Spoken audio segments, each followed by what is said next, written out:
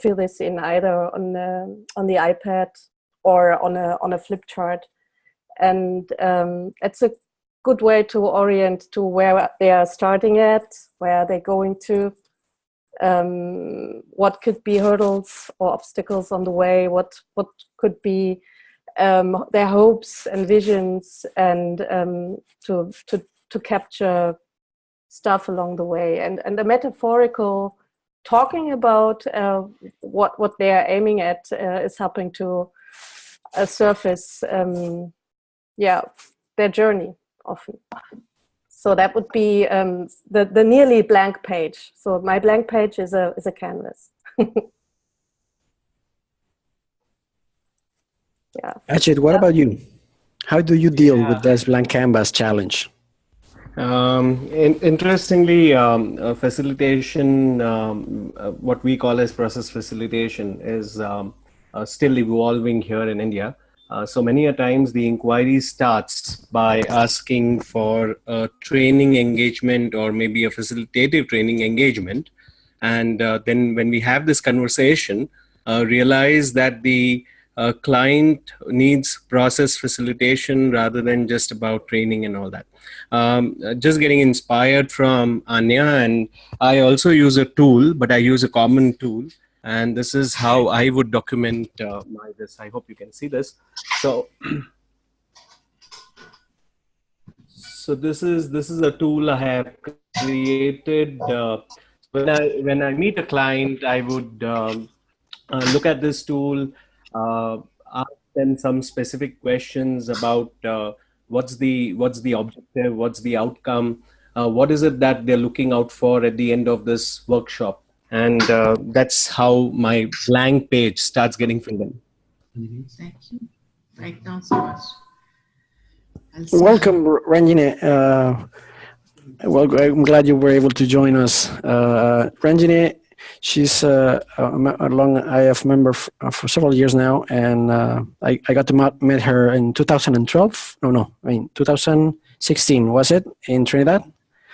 And she lives in California, and anyways, I might order something more, so I'll tell. Yeah. Sorry, let me just, okay.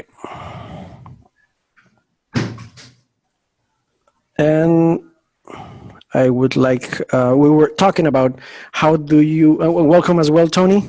Yeah, hi, thanks Anja for telling me about this. I would have been here an hour later. Yeah, my apologies to Rangineh and Tony that it makes up for the time zones made all of this happening. But we were talking about the first question that I was asking Anja and Ajit is, how do you deal with the blank page? You know, that challenge when you have to start planning for a session and you have the blank page and you have to put things into that blank page in order for you to create an agenda, to actually be able to manage that process on how to deal with that facilitation that you have to work with. So I would like to, Tony or Rangineh, whoever would like to speak, share how do you do it? You want us to do it now or in the meeting? No, now now. Well, I unless Anja, do you want to go first, Anja? No, Anja and Ajit, they already shared. Sorry. Oh, okay. If any of you recall this Stephen Covey's book, The 7 Habits of Highly Effective People, habit number 2 is begin with the end in mind. So I spend a lot of time with the client asking about what success will look like at the end of the meeting, whether it's a 1-day meeting, 2-day meeting, that kind of thing. And from that, then I can hopefully develop a fairly succinct session purpose, and also understand what we're going to walk away with at the end of the meeting. What's the prize we're going to walk away with at the end of the meeting? Once I know that, then there are other agenda pieces that I put in at the beginning and at the end, and then the middle piece is around well, it's really a function of the purpose. The process is a function of the purpose. The people in the room, and that can be 3 people, or it can be no, I don't do 3 people. It could be 15, or it could be 300 people. That will also determine, and also what the time is available. those are the functions to me of designing the process, the other elements. That helps. Thank you, Tony. Appreciate it. And Rangineh, how do you deal with that, the blank page challenge? Well, first of all, just making sure, can you hear me okay? Yeah. Yep. Okay, great. So I apologize. Well, first of all, thanks so much for having me on the panel, and hello to all of my fellow amazing panelists, and to our amazing moderator, and our awesome participants who are on the webinar listening in. So I apologize in advance if what I'm about to say has already been shared by one of the other fabulous panelists, but I guess my initial sort of way of addressing the blank page is just by starting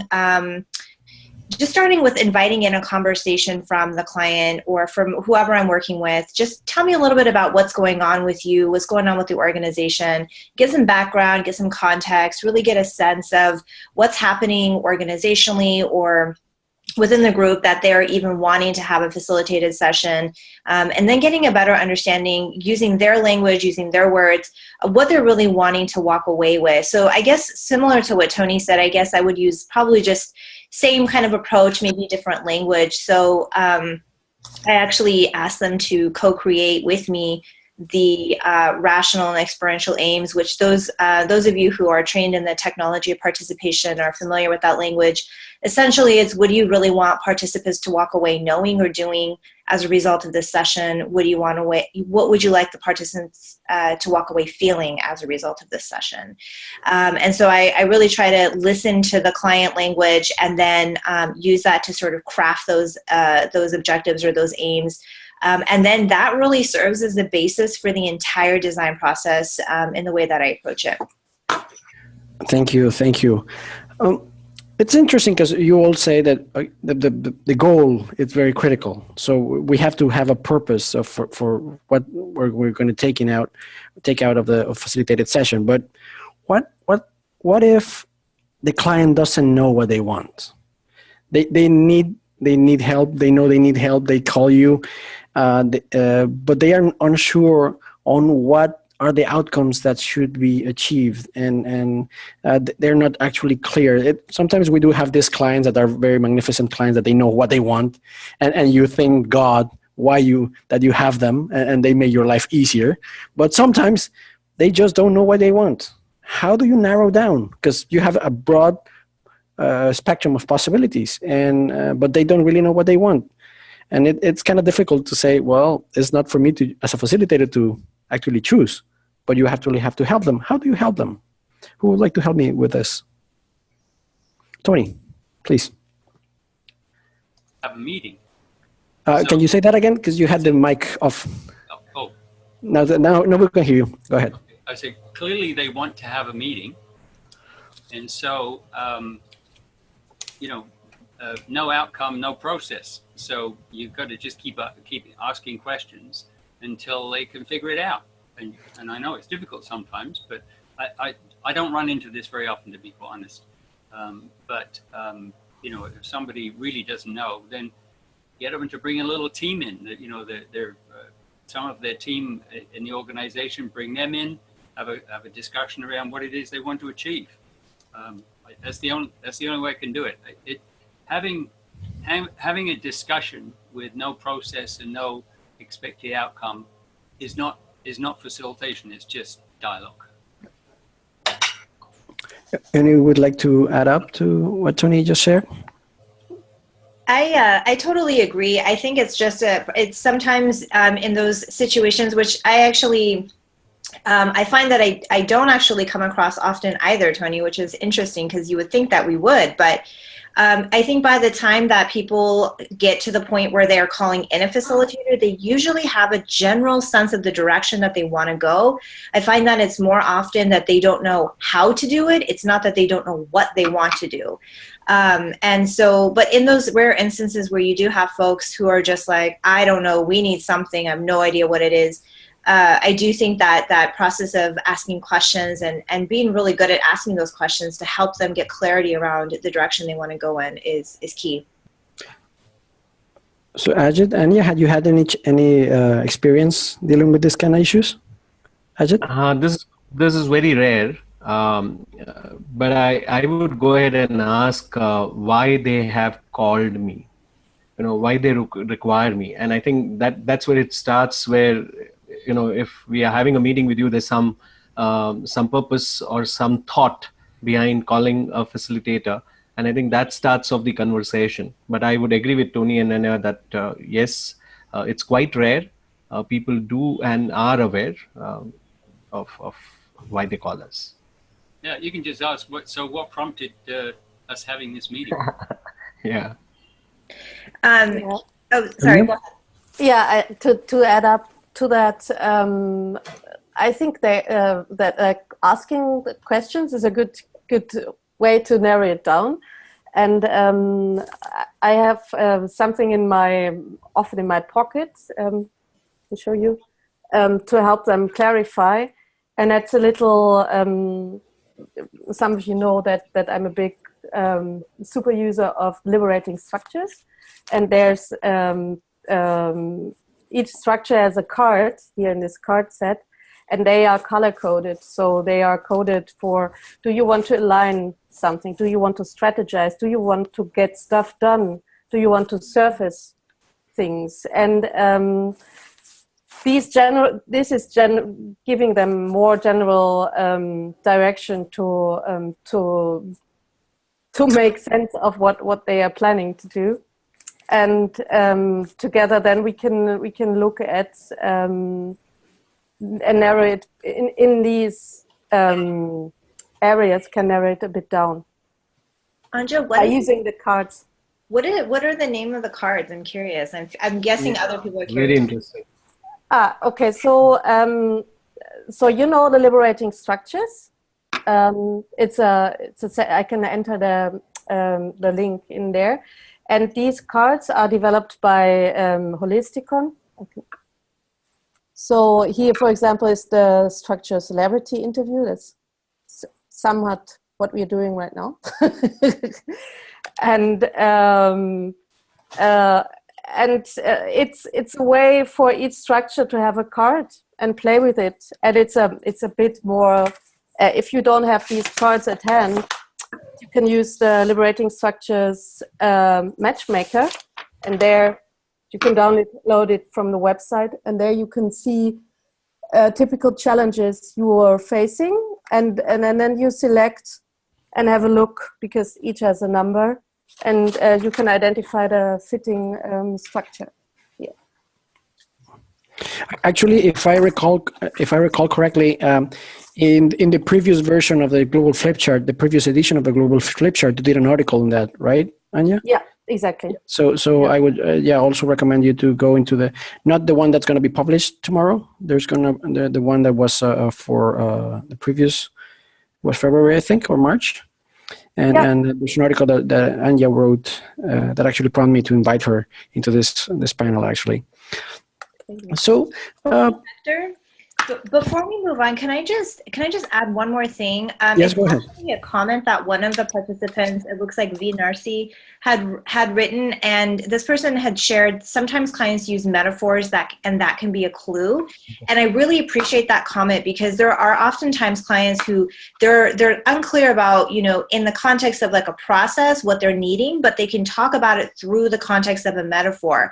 So I feel like that's just a really, really helpful comment, and it's also just a very different way that you can help sort of use those questions that we talked about to guide the participant or the client to have a better sense of what they're really needing through the use of the metaphor that feels comfortable to them. Absolutely, definitely.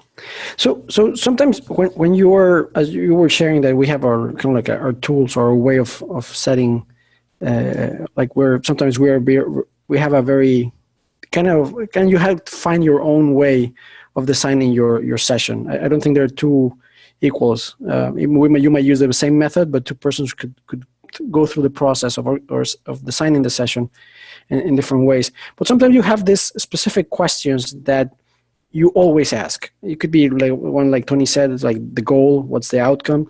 But what are the other like questions that you have that you can never miss because you say, I have to have that answer before I start doing my design of my process. What are those questions, those specific questions that we ask the client? Anybody? Well, I mean, you could ask what are the specific questions that this group will need to answer? Okay, what are the questions the group needs to answer? Yes, Ajit? Yeah, I think the first question that I would look at is from a client perspective, the sponsor. What is the objective of the sponsor wanting to have this session? And what is the desired outcome? What then would go into what would you want from the group? And that's where the initial questions start. Any other different questions that's always there that you have to have the answer before you start designing? I typically like to ask what works well process-wise with the group. Some groups are very visual, some groups are very auditory, some groups are very kinesthetic, some groups are very action-oriented, so a long sort of drawn-out process will be really challenging for them. So I'd like to find out what works process-wise with the group. And then another question that I'll ask, typically, not always, but most of the time, is what are some of the underlying dynamics at play? And this might be across different aspects of the group dynamics. It could be gender dynamics, it could be power dynamics, it could be a myriad of things. But I like to ask that just to have a heads up about anything that perhaps might pop up in the middle of a session that is unanticipated. Thank you. Anja? Yeah, I often, like Tony already said, start with the end. No, begin with the end in mind. Was that the sentence? Yeah, I'm not a native speaker that time. I asked them, so okay, imagine we are done with that session. What is it you would like to share with others who didn't take part? So it's very practical, like really, is it an artifact? Do you want to share a photo? Do you want to share quotes? Is it a game plan for the next year? What is it? Do you want to inspire people to change their behavior and want to talk about that? So that often helps them to be more precise in the desired outcome. Because the word desired outcome, to us it sounds very like, okay, now I asked them what's desired outcome, but already the word outcome has got lots of ways to interpret. Absolutely, definitely. Ajit, go ahead. Yeah, so there's a after the initial questions, I also tend to use a framework. I call it a step framework. I hope it doesn't look topsy-turvy. So the first thing that I would work on is the space. We have some challenges about space in the client venue. So what's the physical space like where the session needs to be done? And if it's a big group and the space is very restricted, then it affects my other questions. The second is how much time am I getting? Then I would look at what's the environment, especially from a cultural perspective. What kind of people are going to be included? Are they from local places? They come from different parts of India, or would be they're global people? That would be and the last one I would look at is what's the process that I'm going to use. So the process bit comes from what I get as data points on the first 3 points, which is space, time, and environment. And based on that, I would ask some more questions around the process perspective. So if I go back and repeat what I said initially, I would look at the objective, the outcome, and then get into this framework of finding out space, time, environment, and process. Can I just add a couple of thoughts here, because you reminded me of something actually, and not, as I mentioned earlier, process, people, time, and what was the other one? Purpose. Everything's a function of those. So just over a year ago, I was called in to facilitate a group of 160 people, and it was meant to be a consultation of all different types of workers, like gas fitters and plumbers, that kind of thing. Tony, can you speak a little louder? Just we got feedback. So we had 160 people. It was a consultation. The sponsor had lots and lots of questions they wanted to ask, and we had supposedly between 9 and 3. But of course, when you bring that many people together, you have to have at least an hour for lunch.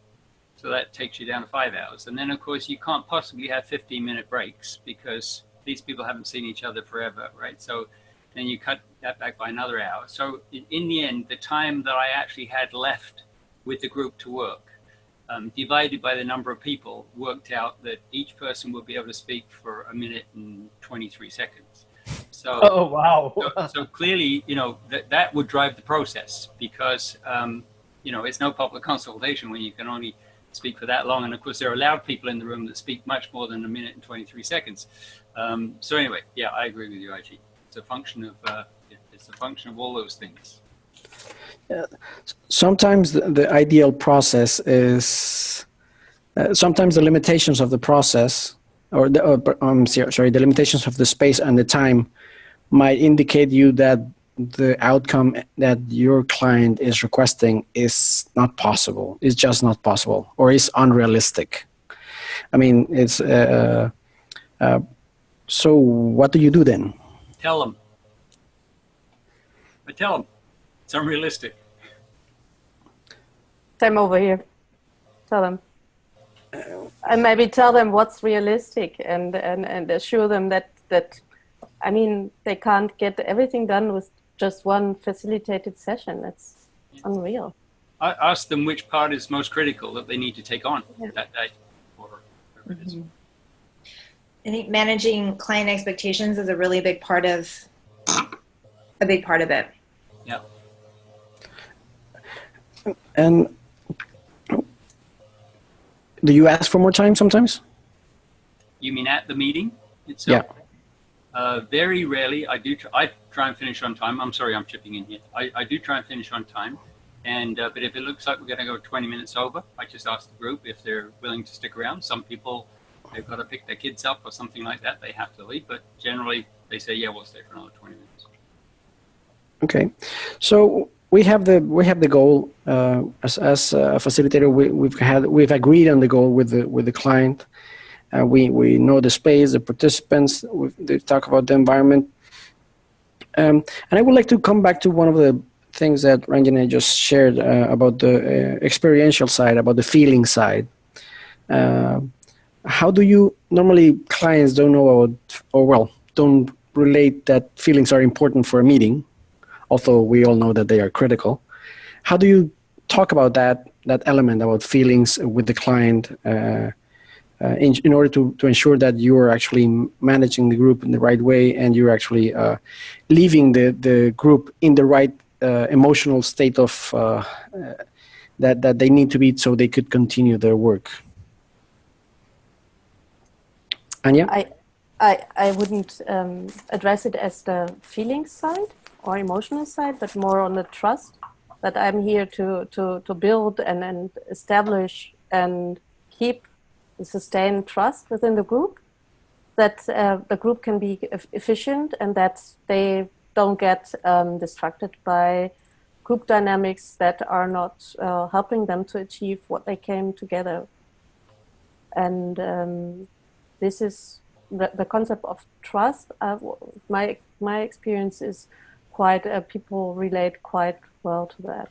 It's maybe it's just some people as soon as you say I'm there to manage feelings during the meeting, they might mix up with that I'm a mediator or something. So I try to avoid that word. Mediation, you mean? The word mediation? No, the word, so I help you to, so I would rather say, so I'm there that everybody feels comfortable and safe enough to work with that group. Okay, thank you, Anja. Anybody else would like to expand? Yeah, I can, I'll just add in, I think something that that Anja just made me think of is the context of the word feeling and the culture in which you use it, because that word definitely doesn't, I think it does have different connotations across different cultures and different contexts. So I think it's important to be mindful of how you're using that language. I think you can still ask that question without necessarily using that exact word, as she just demonstrated by saying the word trust. Like, how do I create a trusting environment and an environment that's comfortable? So I usually will frame it as, in the United States, most of the clients I ask this question to, I don't get kind of any pushback from them, but I'll usually frame it as, what's the feeling you want participants to have as a result of this session? Or what do you want people to really experience going, or what do you want people to experience leaving this session? And so, for example, I had a client who said, you know, I really want the board to walk away feeling really proud of what they've accomplished. I want them to feel proud and motivated and inspired going into this next year, because they know that they've gotten a lot done. So as a result of that objective, I was able to design an activity that really allowed them to kind of do a collective reflection on their successes. And it was this really powerful experience where people really were like, wow, this is amazing. Look at all the work that we've done. And if I hadn't brought in that word, if I hadn't said, you know, what do you want people to really feel or experience, that we may have not gotten quite there. Thank you. Tony, anything you would like to add? I sound like a heretic, but a friend of ours that you know very well, Hector, says that process facilitation is not therapy, so we're not really too concerned about people's feelings. Now, having said that, we don't want them fighting with each other, but you know, you can have people that don't like each other very much working together for a common end. But yeah, I don't use the word feelings very much. Maybe in the reflections at the end of the day, there may be some hint to it, but I definitely don't talk about feelings with the client. It's about process, getting them to think together. Ajit, anything you'd like to add? Yeah, you know, what is important here, especially in our part of the world, is the safety bit. You know, there's a lot of power dynamics which comes with hierarchy. And when I talk about hierarchy, even a presence of a very senior person or senior manager or a director in the room can change the contribution of people when we are doing process facilitation. So at times I may, and it's more of a Ajit, sense. So you can't. Ajit, just can you speak a little louder? A little louder. Okay. That's better. Can you hear me now? Okay. Perfect. So it's more of a sense, and it's doesn't exactly come as a question. So if I'm entering a client's premises and I notice the way the receptionist would ask for the manager whom I'm meeting, I would be sitting out at the reception and looking at, you know, whether people are really talking to each other when they pass. So if the sense is that it's a very hierarchical organization, there's a power dynamic, then for me, it's very important to build safety in the room when I'm doing facilitation. And why the safety? If people feel safe, they would contribute. They would you know, put openly their thoughts in the groups.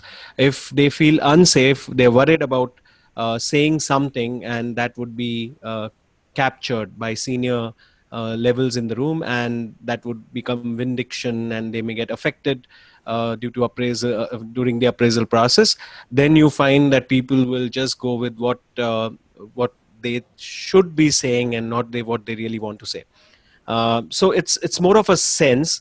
And many a times in my process facilitation work, I have started using sociometry. Some of my friends and colleagues in India have seen me use it in the last conference. Sociometry is a psychodrama tool which kind of makes people know each other well. So what I do is, if I sense that there is going to be a power dynamic, I may contract with the sponsor or the client that if I tell him or her to step out of the room, they should be willing to step out of the room, which they do. It's not easy, but it's a tough conversation, but that helps. And then I would do sociometry and then get into making people feel safe to have conversations. And when they feel safe, I think the feeling part starts getting addressed. I think it relates a lot with what Anja was saying about trust, right? So it's actually building the trust in the process in order for the process to actually work and get to where you needed to go to get the goals and the results that you expected, right? So Hector, just to add in here, one is the trust that's happening in the organization. The second is the trust that people have on each other in the room. That's also very important because in facilitation, if I am having people from different teams coming together, then they would have not worked together. So the trust is quite low, and creating that safety in the room for them to be able to open up, speak is what becomes very critical. Yeah, Hector, could I just add a point here, and that's about a lot of this stuff you can handle ahead of time, and that is, speaking with the client, you can talk about, is there anything that we can't talk about during the meeting? Because you'll need to tell the group that up front.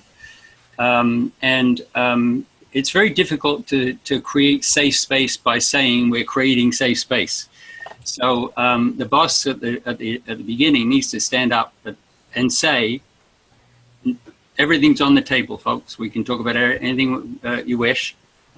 We're all equals in this room. I'm going to be a participant just like you. Stuff like that, arrange it ahead of time rather than during the meeting. Okay, so the pre-work is very important for the process when you're designing the process altogether. Absolutely. We have some comments on the chat box, and I would like to just bring it in. So Shruti Singh shares that feeling brings participation. When they think through where we need to park participation, we need to park. We decide to park feelings outside.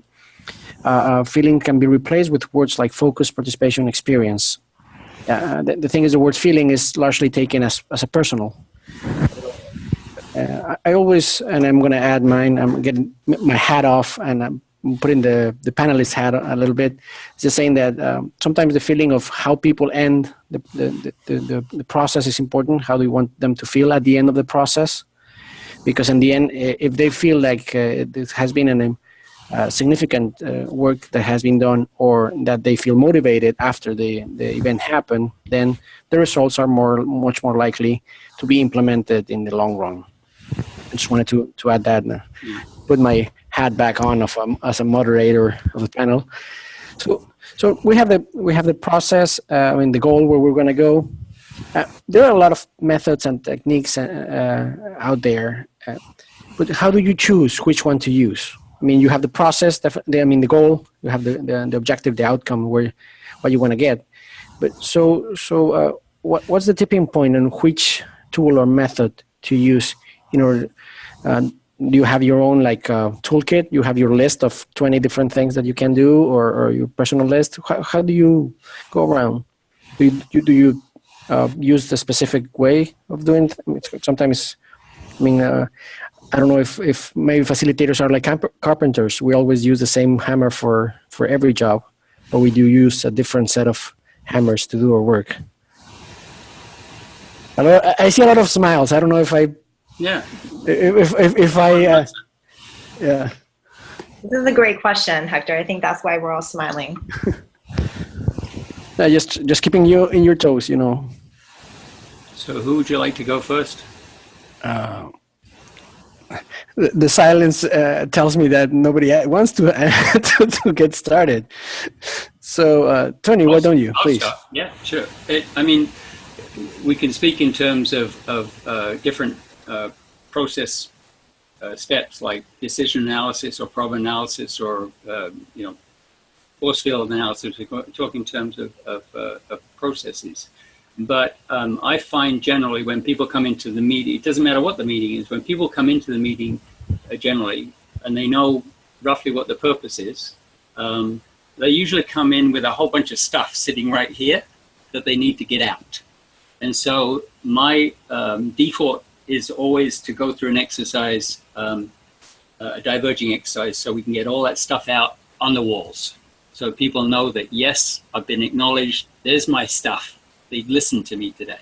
So as a first answer to your question, I say always diverge first. If I may add, I mean, just bringing what Mukesh Gupta has put on the chat box. He said, I always start with a brain dump. So yeah. it totally makes sense to what you're doing. Like, let that out. Okay. Yeah, because once you start there, then the rest of the day or the rest of the 2 days is a matter of putting the group through different thinking steps together so they can put structure to everything so that we can converge by the end.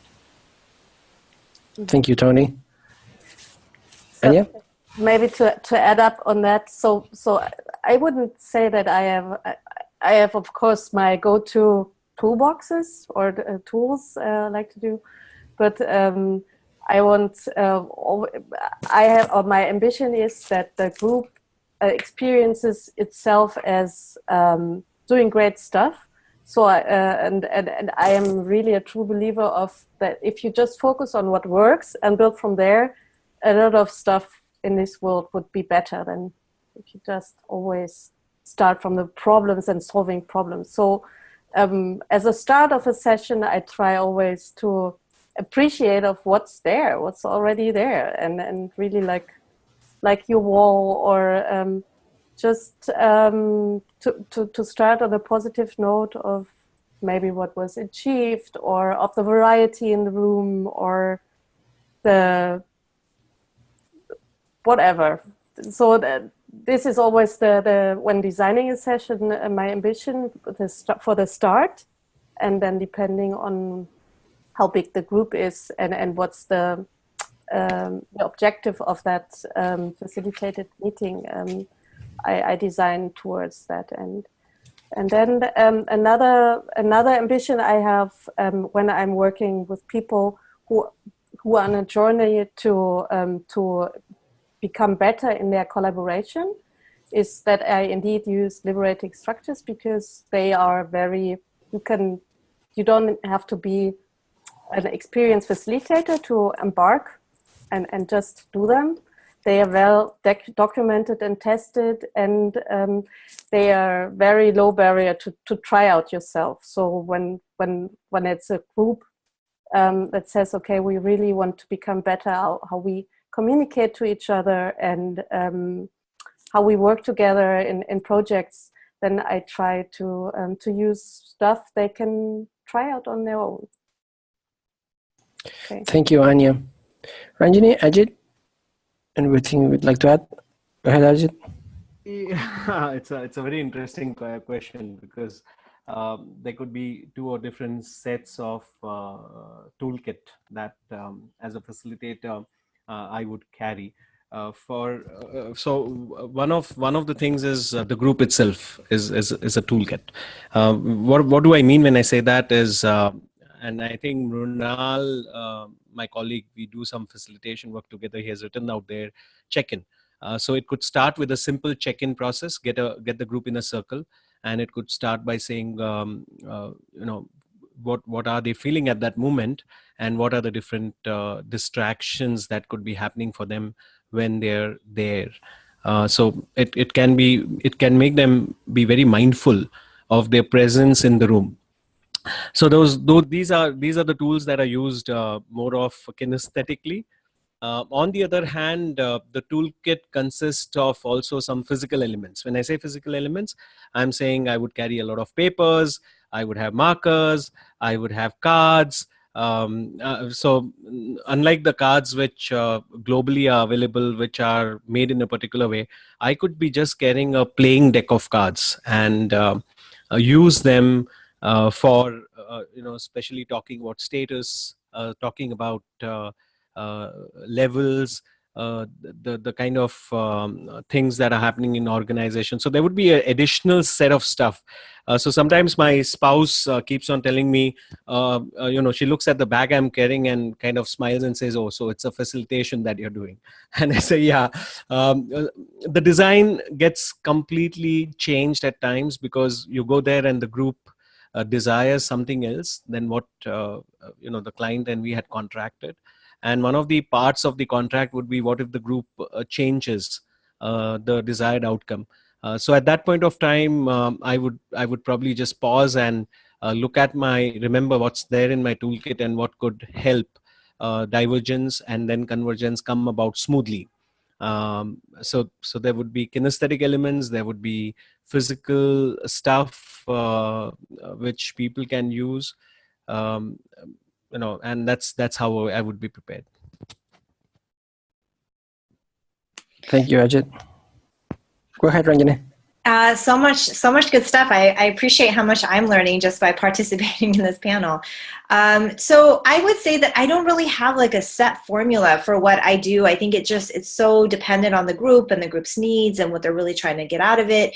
I would say just sort of loosely elements that I do almost always include, someone had mentioned check-ins. I usually do some sort of relationship building activity, especially for longer sessions, mostly because it's really hard to get into really deep process unless you have that level of trust, you have that sense of relationship with someone. I'm not talking like becoming best friends, but just developing some sort of rapport with each other, especially with groups that, maybe they're part of the same department, but they don't ever see each other, right? And so creating a space where they feel comfortable with each other, creating a space where they can actually feel like they're in some relationship with one another is a huge part of it.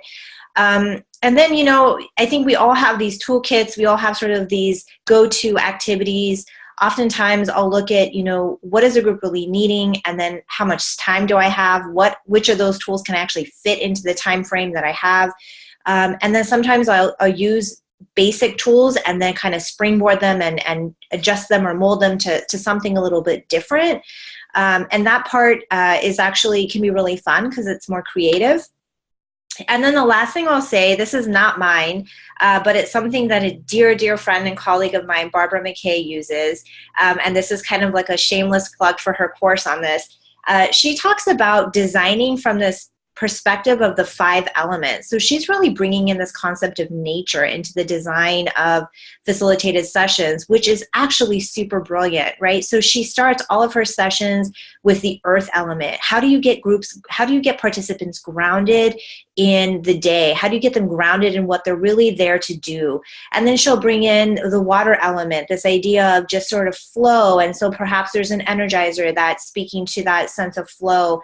She'll talk about air and she'll talk about space, and she talks about fire, like what's something that's really going to get the group energized and moving and motivated to be fully engaged in the next day or two. So I strive to use that approach. I think because it's her design, it's something she does very naturally, but it's a very unique and I think incredibly helpful approach to facilitation design. So, Anja, you wanted to share? Anja, then Ajit, please. Yeah, I experienced lately for a 2-day program also that kind of approach. We used the Buddhist cycle of emergence, birth, and so until death. As a kind of meta structure, and I call this meta structure for my work. So this is then like a metaphor over your facilitation plan, and you can do it very like the Buddhist cycle of life, or the 5 elements of nature, and probably diverge, converge, and action planning could be another meta structure. So I think this helps a lot. I think I remember that from Denmark. I forgot his name. He is working on a canvas for facilitators meta structures, like a game plan that fits your thinking when you plan for a session. I have to remember this name. Well, that would be interesting, probably maybe to have him for future webinars as well. Ajit, you wanted to share as well? Yeah, there's also one thing I don't forget, and I have it here. It's this cap, and I call it the facilitator's hat, or just to put a perspective or a metaphor to it. So when I have to give my, so usually I would want to be content neutral, but at times when I have to give in a bit of content, because there's really, I've tried everything and the group still seems to be stuck up, and I would put on this hat and I would contract with the group first, and I would say I'm speaking as not as a facilitator, but someone who has an opinion on this. But this would be done as a last resort. But at times it just, if I use the word, there's a knot, it just unties the knot and makes the group move forward. So that's where I would use this. Thank you, Ajit. The change hat technique, of course, absolutely. So everything you've been telling me right now, it's kind of like the introduction. It's like part of like, you always have to start in a certain way in order to make sure that there's trust, that the group is ready to actually do the work that whatever is set up to do in order to get that process going and flowing. Are there any other things that are, are almost always a part of of the way you do things when you design your plan, when you design your structure of your work? Is there an activity, a dynamic, an exercise that it's like one of your signatures? For example, I do have one or two that is like, for one or another reason, I always have it and I use it, and it's like the card under your sleeve that you just take out because it's going to help you in a certain position. And sometimes we overdo it. I mean, I have to say that sometimes we have we're a people of habit. Humans are people of habit, and we as facilitators are not liberated, or we're not free of them. So do you have those kind of the things that you always work with, the techniques, methods, whatever that you have to use it, or you almost always use it? I'll start. At a point of time, I got attracted to the sticky wall so much that I started using it for most of my sessions, and I realized now I don't use it, but it was like something which the moment I'm in a room, I would put up the sticky wall. There would be colored papers, assuming that everyone kind of loves color. And in one of the workshops that I was doing, and in this session later on, someone came up and said, there are too many colors out here, and it's so confusing, if I'm documenting this. That's the time I reflected and realized that it's becoming my habit, and I use it more. So I have actually reduced being being under any particular process. So every 6 months I would experiment with a new one. Like sociometry is what I'm doing now. It's more comes from the drama field. I would use something from improv, but these are not something which I'm stuck up with. But at a point of time I was, and thank you for that question. I got reminded of the same. Thank you, Ajit. Anyone else would like to continue? Tony, please. There's all kinds of things. I generally avoid doing stuff during the session, but I usually will kick off with some kind of icebreaker that's non-intrusive. I have my favorite, which is the birth order icebreaker, where we have firstborn, middle child, youngest, that kind of stuff around the room. People have to go and talk to each other to fill it in, and then we debrief. Maybe takes about 10 minutes, but it gets everybody touching a marker, talking to each other, so it definitely breaks the ice. The other thing that I'm doing much more often now is, I do a lot of strategic planning sessions, that kind of thing. And I don't use sticky notes because they're far too small for me. I use either A4 or 8.5 by 11 sheets. And when we start to set up stations around the room, when we start theming and setting up stations around the room, I actually use those stations a lot. I get every group to input into every theme by moving around the room. Give them 5 minutes at the wall with the exercise, ring the bells, and then they go clockwise around the room. So everybody gets to participate in every station. So I use that quite often now. I think that's a much better way than having separate groups work on a chosen piece and then reporting back to the main group. So, thank you, Tony. Yeah, yeah, definitely helps. Rangineh, Anja, go ahead, Rangineh. So I mean, there's like lots of different tools. I was appreciating Ajit's comment about the sticky wall. That's so funny. I hadn't even thought about that. I was like, yeah, sticky wall makes it to many sessions. But one thing that I actually love to use is group work stack. I found this, it was a gift that someone had given me, and I went to an entire workshop on it at the IEF conference in Banff a couple years ago. And I have since integrated it into several of my sessions. I use it as a way to invite groups to set intentions for the day. We've used it to make guidelines. I've had groups use it as a way to sort of hold space for a specific element that they want to ensure gets brought into the group process for the day, and then they sort of are in charge of bringing that element in. And it's just a really beautiful deck that talks about all these different aspects of group process and group work, and it's something that I just really, really love using. Go ahead, Anja. Yeah, that I was thinking about. I don't have the ORID as such a golden bullet that's always working with. Probably one very easy. It's not even a tool, but a way to surface stuff to make sense sometimes, even when a group is stuck, to just give them a prompt to think about individually, then talk to in pairs, then pair up with another pair, and then share what they discovered together. That is probably one my facilitators golden bullet I'm using, so that I can rely on when also in sessions that might go sideways or other than expected, because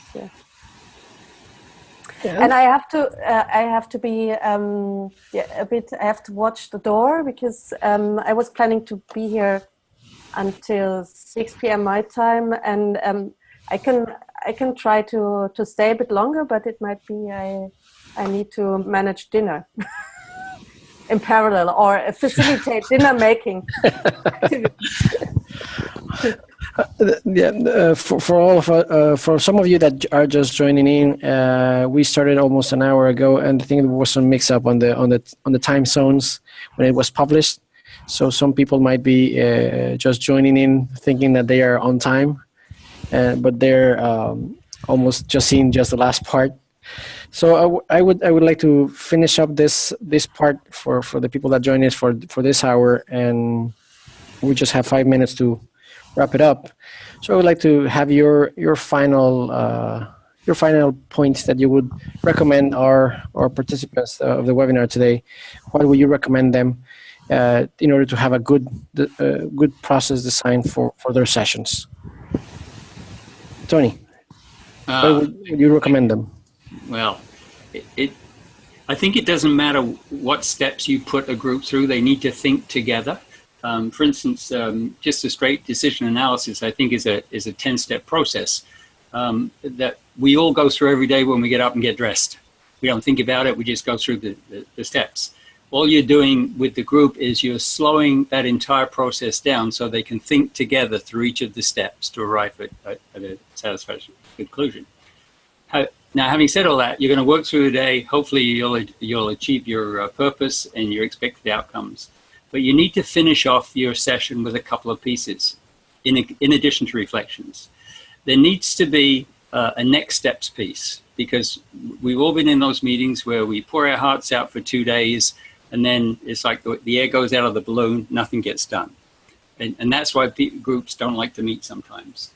So you have to have a very distinct piece to take them from that meeting and segue with their regular operations. It's a what, who, by, when. And it's, what needs to be done. Perhaps a report has to be submitted to everybody. When's it going to be done by? Who's going to take it on? But a next step to cover them, perhaps the next 30 to 45 days, just so that you keep the momentum going. In fact, the question I asked the group is to maintain momentum for this meeting. What are some of the things that we should be taking on over the next 30 to 45 days? After that, following that, there has to be, and I think this was raised earlier, so what are we going to tell people about this? So I do a piece, what are the key messages from this session that we propose to share across our various audiences? And so they need to get there, you know, we're all singing from the same hymn sheet. This is what we're going to be telling people that happened at this meeting.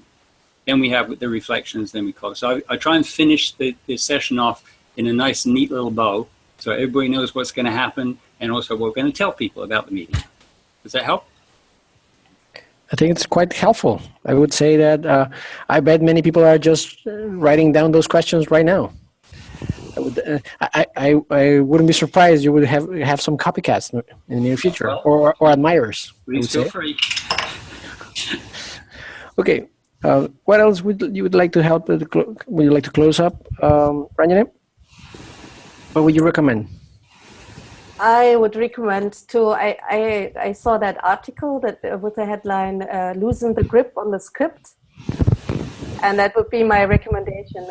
That it's really good. We plan to be prepared, but we don't plan to execute every little bit we have in our plan, and the group is in the driver's seat, and if you see that something you thought about on your own planning that session might turn out to just not serve them, and then you need to be flexible, and it's a good thing to be transparent about that towards the group. That's like you build trust in you as a process guide, that you're flexible in that process. And that would be my recommendation. For me, it's still a learning journey sometimes to let go of something. I really wanted that photo of that canvas being filled up with beautiful thoughts, and it just doesn't fill up with beautiful thoughts. Thank you. Thank you, Anja. I can go next. I think in addition to everything that's been shared, which I think is just really, really great thinking, and yes, I've been taking notes. I have this like lovely list of notes now. I guess just a couple thoughts. One, I think that as facilitators, it's incredibly important to remember that the process is key, but so are the people, and to not forget to include people in your process. So as a facilitator, sometimes we can tend to be very agenda driven, like I have to get through all these pieces, but if everyone isn't coming along with you, then that process really doesn't have any purpose, right? Like the process becomes meaningless. So really thinking about when you're designing your agenda, how do you ensure that each element of the agenda is inclusive and is including everybody's voice, that you're not accidentally or unintentionally replicating power structures or dynamics that where certain groups are left out or certain voices get marginalized. So creating a process where all voices are really heard, and then making sure that you're really in tune and present with the group, so that you make sure your process isn't moving ahead without them. Thank you, Rangineh. Ajit. Yeah, for me, it's also looking at moving the group from what, because what has emerged in the facilitation. It's also about how the what can move to how. So what's the point if we do so much of facilitation work and they really don't apply it back into their workplace or in the groups that they're part of. So moving it from what to how becomes the most, the last piece of the closure, which helps the people to start, the groups to start building up, okay, this is how we are going to use this, what we decided in this whole facilitation. That's what I would do. Thank you very much, Ajit. And I would like to thank all of you for joining in today for the webinar panel of how to design your process. I would like to thank Anja, Rangineh, Tony, and Ajit for sharing their thoughts on how to engage with your client, how to start designing, how to fix, or how to approach that white sheet challenge when you're designing your process, when you're engaging in the conversation with your client. I would like to thank you very much in the name of all the participants today. We had almost 50 participants. Today was one of the biggest audience that we've had so far on this global flip chart webinar panel. So I would like to thank you very much for sharing. You know, this. Hector, before you close, you need to introduce yourself because you have not introduced yourself. Oh, me. I'm Hector Villarreal. I'm currently the IF director for conferences and global events. And I'm currently residing in the Dominican Republic in the Caribbean. So, yeah, thank you, Ajit. With all the issue of the time zones, I kind of went. No, I know you. I met you, but I thought many of the participants didn't get that piece of information about where you are from. So. Yeah, I would just wanted to make sure that you all know that the Osaka conference is coming up in September for the Asia conference in Osaka, Japan. You're all invited. The program is going to be published very, very soon. And in Africa, we have the Africa conference in October as well during International Facilitation Week. So please be on the lookout for the next events that the IF is putting together for all of you. So so Hector, just one more thing. Now, seeing some of the names that are appearing on here, I think people are just joining the meeting now. So you might like to explain what happened. Yes, for the people that are joining now and are expecting a full hour of interaction with these beautiful and masterful practitioners of facilitation, there was a mix-up on the advertising for the webinar panel, so we actually are just closing it right now. So, but we will be publishing it online in this afternoon, hopefully in a little while. So you will be able to watch it out on the IF website. We will be publishing it, and I will be sending an email to all of you that sign up, so you will receive the link to see this whole recording. Yeah. So so again, I started with an apology. I'm gonna close with an apology. My apology for the mix-up of the time zones, but it was all recorded, so we will have it for posterity on our website, so you can have it. Thank you very much. Thank you for making it happen. Absolutely, I agree. Thanks to all the thank and the participants. Tony, it was nice to see you. Thanks, Ajit. Thanks, Anja. Thanks, Rangineh. Thanks, Hector. Thanks, Anja. Thanks. Goodbye. Thank you. Bye now. Thanks a lot. Yeah, Bye. bye.